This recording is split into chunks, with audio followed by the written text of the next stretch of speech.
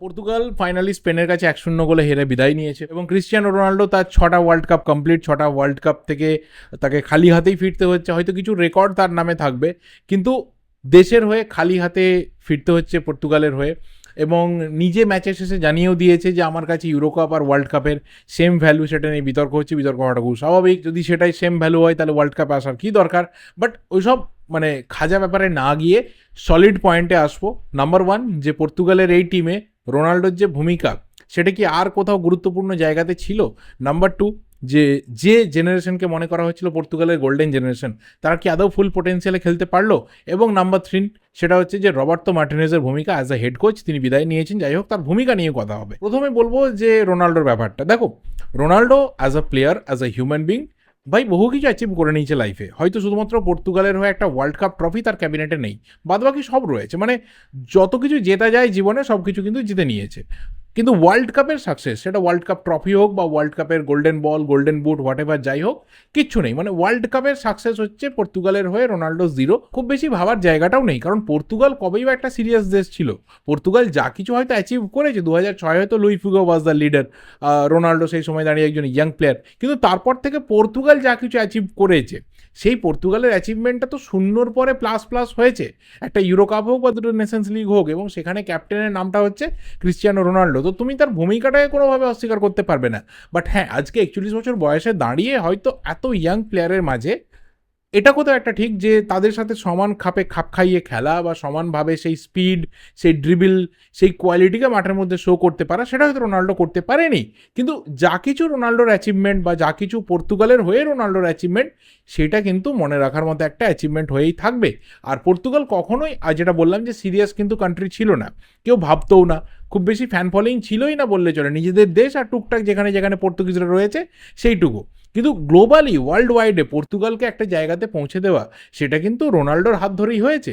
আজকে যতজনকে আমরা জিজ্ঞাসা করি যে তুমি কি পর্তুগালের ফ্যান, সে হয়তো পর্তুগালের fan, but due to Cristiano Ronaldo.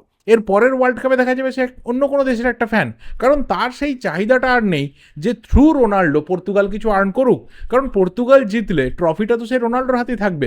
পরের ওয়ার্ল্ড কাপে যখন থেকে সেটা থাকবে না, সে France, England, Spain, Germany, Argentina, Brazil যে কারো একটা সমর্থক হয়ে যাবে, যেখানে তার মনে হবে যে এই প্লেয়ারটা ট্রফি জিতলে আমার ভালো লাগবে, সে হয়ে যাবে। কিন্তু কোথাও যে ভূমিকাটা ক্রিস্টিয়ানো রোনাল্ডো এত বছর ধরে নিয়ে এসেছিল, হয়তো সেই ভূমিকাতে লাস্ট নোটটা কমপ্লিট হলো না। বাট দ্যাট ডাজন্ট মিন কি এখানে পুরো দায়টা রোনাল্ডোর, বা তার ক্যাপ্টেন্সি, বা তার লিডারশিপ, বা তার টিমের মধ্যে ইনক্লুশন হওয়া, তার কমপ্লিটলি স্ট্রাইকার হিসেবে গোটা ওয়ার্ল্ড কাপে খেলা, ম্যাক্সিমাম গেম টাইম পাওয়া, গঞ্জালো রামেসকে বসিয়ে রাখা, এটসেট্রা।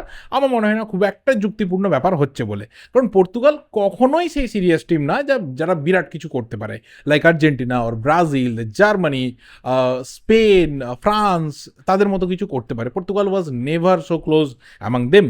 এটা গেল 1 নম্বর ব্যাপার। 2 নম্বর যেটা ব্যাপার, সেটা হচ্ছে যে এই পর্তুগাল টিমটা কি ফুল পোটেন্সিয়ালে ইউজড হলো?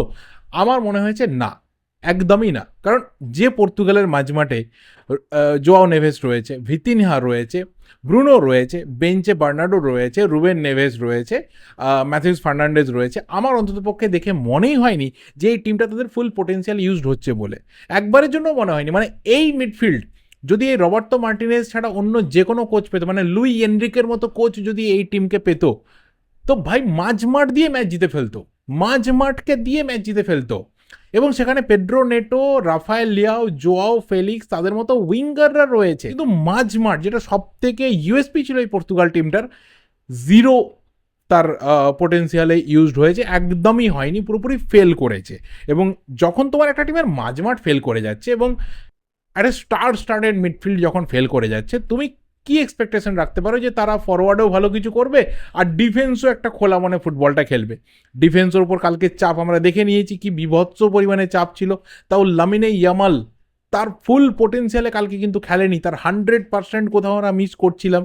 এবং ওয়ারজাবাল ওই জায়গা থেকে ক্লোজ মিস করছে, বল পাচ্ছে না, দানি অলমো ড্রিবল করতে পারছে না, যেটা তার সব থেকে বড় অস্ত্র, পেড্রি উঠে আসতে পারছে না, তার চোরাগতি ইউজ করতে পারছে না, পকেটগুলো ব্লক হয়ে যাচ্ছিল। তো ডিফেন্সের উপর প্রচণ্ড প্রেসার ছিল, সেটাকে 90+1 মিনিট অবধি কিন্তু পর্তুগাল সেই ডিফেন্সকে ধরে রাখতে সক্ষম হয়েছিল। কিন্তু তোমার মাঝমাঠ যখন ব্লান্ডার করে ফেলবে, কিছু করার থাকবে না। আর 3 নম্বর ব্যাপারটা হচ্ছে রবার্তো মার্টিনেজের ভূমিকা। বেলজিয়ামের একটা গোল্ডেন জেনারেশনকে রবার্তো মার্টিনেজ শেষ করেছে। সেই বেলজিয়াম গোল্ডেন জেনারেশনকে ভেঙে চুরে দিয়ে এখন সিলভার জেনারেশনে রয়েছে বা টিন কাঁসা পিতল জেনারেশনে রয়েছে। Still they are playing tremendously good. অসাধারণ ফুটবল খেলছে। মানে তুমি ভেবে নাও এই টিমটাতে ইডেন হ্যাজার্ড আর নেই, এই টিমটাতে Kevin de Bruyne is not the first choice attacking midfielder, এই টিমটাতে Romelu Lukaku is not the first choice striker, but still সেই বেলজিয়াম টিম কিন্তু হাই লেভেলে ফুটবল খেলছে। স্পেন ভার্সেস বেলজিয়াম দেখার মতো একটা ম্যাচ হবে, দেখার মতো। ইভেন যে স্পেন এখনো অবধি একটা গোল কনসিড করেনি, I am pretty sure quarter ফাইনালে কিন্তু বেলজিয়াম স্পেনের এগেনস্টে গোল করবে। নকআউট করতে পারবে কি পারবে না পরের ব্যাপার, but they will score against Spain. কারণ বেলজিয়ামকে দেখে সেই জায়গাটা মনে হচ্ছে ডিফেন্সিভলি হয়তো কিছুটা ল্যাক রয়েছে। থিবো কুর্তুয়া তার মতো একজন গোলকিপার রয়েছে। So they are playing tremendously good. যে টিমটাকে রবার্তো মার্টিনেজ চাইলে অনেক কিছু অ্যাচিভ করাতে পারতো। They could have been the second Spain of Europe. যে জার্নি তাদের জন্য অন্তত পক্ষে ছিল পরপর দুটো ওয়ার্ল্ড কাপ আর ইউরো কাপে, সেটা একার হাতে কিন্তু এই রবার্তো মার্টিনেজ শেষ করেছিল। কোথাও মনে হয় যে রবার্তো মার্টিনেজ বেলজিয়ামের ওই স্কোয়াডটা নিয়ে কিছু করতে পারেনি, তার থেকে কম ভ্যালুয়েবল এই পর্তুগালের স্কোয়াড নিয়ে মানে রবার্তো মার্টিনেজ কী করতে পারতো একটা সন্দেহ তো অবশ্যই ছিল। সেই সন্দেহটাকে একদম ঠিক প্রমাণ করে দিয়ে রবার্তো মার্টিনেজ কিন্তু এই পর্তুগাল টিম থেকে বিদায় নিল। এই পর্তুগাল টিম যদি লাস্ট 3-4 বছর আরও একজন বেটার ম্যানেজারের হাতে থাকতো, আরও বেটার কোনো ম্যানেজারের হাতে থাকতো, একজন বেটার ট্যাকটিশিয়ানের হাতে থাকতো, একজন বেটার স্ট্র্যাটেজিস্টের হাতে থাকতো, এই পর্তুগাল টিম আরও একটু বেটার কিছু করতে পারতো। Roberto Martinez was the X factor of this Portugal team. পর্তুগালকে নিয়ে যারা স্বপ্ন দেখেছিল, যারা আশা করেছিল, তাদের একটু স্বপ্নভঙ্গ হয়েছে, তারা একটু আশা হত হয়েছে। এর থেকে বেশি আর কিছু হয়েছে বলে মনে হয়নি। আর স্পেন একটা অসাধারণ সেশন তাদের যাচ্ছে, একটা অসাধারণ টাইম তাদের যাচ্ছে। উনাই সীমান্ত রেকর্ডের পর রেকর্ড করে যাচ্ছে, মানে গোল না খাওয়ার যে রেকর্ড তো করেই যাচ্ছে। পরপর সব ম্যাচে ক্লিন শিট, একটা গোল কনসিড করেনি। ফরওয়ার্ড লাইন ভালো রয়েছে, মাঝমাঠ তো অসাধারণ, ডিফেন্সের ওপরে খুব বেশি প্রেসার পড়ছে না। সো স্পেনকে দেখে কিন্তু যথেষ্ট ভালো লাগছে।